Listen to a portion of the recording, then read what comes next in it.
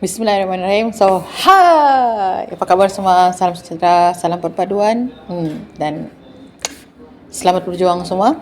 Jadi hari ni macam lama kan dah buat video. Baru-baru ni kami ada kelas SOP dan KPI. Jadi saya ambil kelas tu sebagai satu challenge untuk diri saya lah.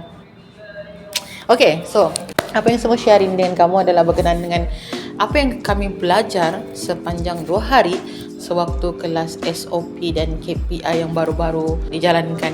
Baru-baru saya kemarin-kemarin dulu. Itu kelas salah satu topik yang ada dalam Advanced Business Mastery sebenarnya. So, Advanced Business Mastery ini merupakan kesinambungan daripada Business Mastery. Kepada yang berminat mau belajar pasal SOP tu, bukan tak boleh belajar di sini, boleh, tapi kamu kena lalui satu fasa. Fasa apa tu? Fasa kelas Business Mastery program dulu, baru dapat ambil SOP KPI. SOP dan KPI ni merupakan salah satu subtopik yang ada diajar dalam Advanced Business Mastery. Jadi Advanced Business Mastery batch pertama kemarin telah melabuhkan tirai. Jadi tamat sudah Advanced Business Mastery batch pertama. Kami akan buka untuk batch kedua lah nanti. Jadi dalam batch pertama ni, Advanced Business Mastery ABM, memang dia punya topik kan Kak Bibi share, memang best gila. Memang best gila best. Memang best.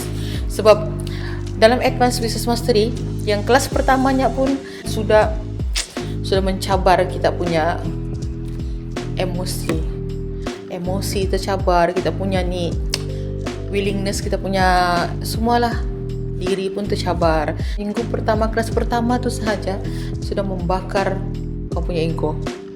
Assignment Kak Bibi bagi memang kau terbaik.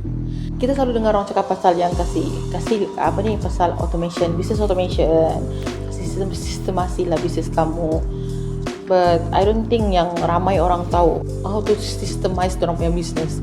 Tidak semua orang tahu cara yang betul untuk sistemasikan bisnes orang dan untuk automasikan bisnes orang. Sebab untuk sistemasikan dan automasikan bisnesnya, orang bilang kan, ada yang essential part dia tu, benda paling penting sekali tu.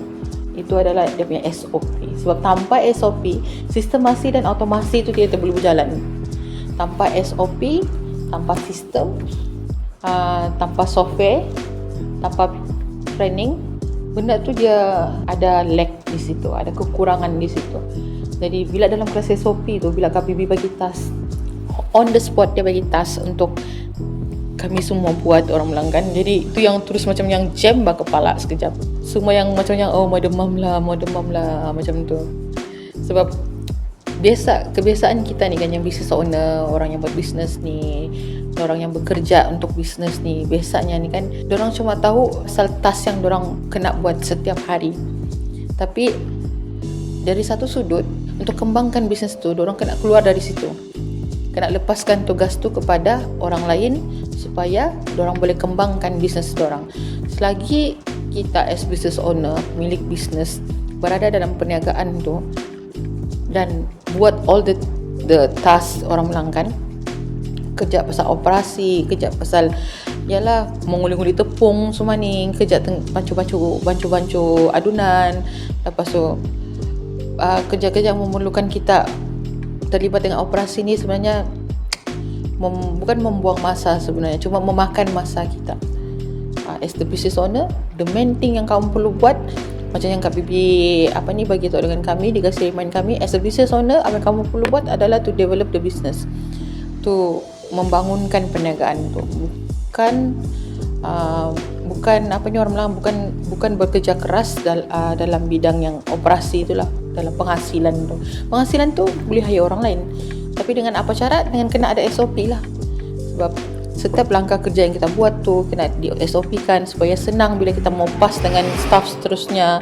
Bukan setakat bagian operasi saja yang perlu di SOP kan, tapi kewangan perlu di SOP kan, marketing, pemasaran pun perlu di SOP kan. So sampai ini based on kami punya pengalaman lah, saya punya pengalaman, sampai tugasan sekecil-kecil yang buang sampah pun perlu di SOP-kan. Pengendalian pelanggan tu pun, cara untuk mengendalikan pelanggan tu pun perlu di SOP-kan. Nampak macam remeh, nampak macam ringan, macam yang tiada-tiada, tapi sebenarnya benda tu dia memainkan peranan. Sebab dengan adanya SOP ni orang pelanggan, jadi kita dapat meminimalkan kesilapan, mengurangkan kesilapan dan juga mengurangkan kos. Kalau dengan SOP. Jadi sama juga dengan KPI sebenarnya. Sebab SOP dan KPI ni, kalau SOP dia untuk mengurangkan kos, mengurangkan kesilapan, untuk kasih kurang-kurang ni lah. Tapi kalau untuk KPI pula adalah untuk meningkatkan sales, meningkatkan klien, database pelanggan, contoh macam tu. So setiap tugasan yang diberikan tu ada cara kerja dia dan juga ada KPI dia, and of course ada objektif dia lah, cara untuk capai itu macam mana. SOP ni sendiri pun dia tidak akan komplit tanpa ada sistem yang betul, tanpa ada aplikasi ataupun software. Sebab sekarang ni mostly kerja kita perlukan software ataupun apps, okay? Lepas tu tanpa ada training yang proper, orang bilang tanpa ada engagement, itu yang paling penting sebenarnya.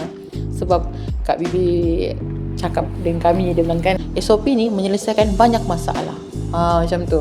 So kalau ada 5M ni, 5M kamu teka apa tu 5M. Kalau ada 5M ni, 5M ni lah yang perlu di SOP-kan. Macam tu. Apa tu 5M yang perlu di SOP-kan, yang Kak Bibi share dalam kelas. Kalau kamu tahu, kamu kena masuk kelas lah, baru kamu tahu apa 5M yang perlu di SOP-kan. Salah satu dia adalah masalah betul. Di mana ada masalah, di situ ada SOP. Di situ perlu di SOP-kan untuk mengurangkan, untuk mengelak masalah itu timbul lagi, dan juga untuk mengurangkan mengurangkan kos, untuk mengurangkan kesilapan.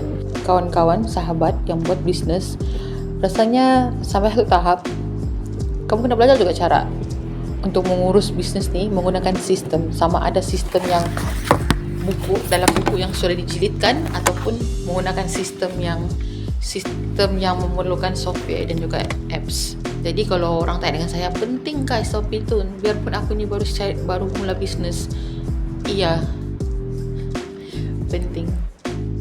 Tanpa kita sedar sebenarnya SOP tu kita sudah buat setiap hari tanpa kita sedar sebenarnya.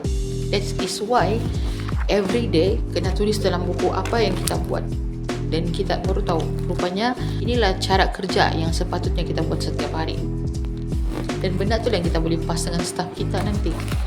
Jadi ya, itu saja perkongsian dari saya hari ini. Berterabur sedikit sebab lama nak bercakap di depan kamera. Lain bah feelingnya kan. Aku rasa aku better lagi lah layan live daripada layan record kamera begini. Jadi itu je dari saya, Mimi Nidam. Sampai kita jumpa di video akan datang. Okay.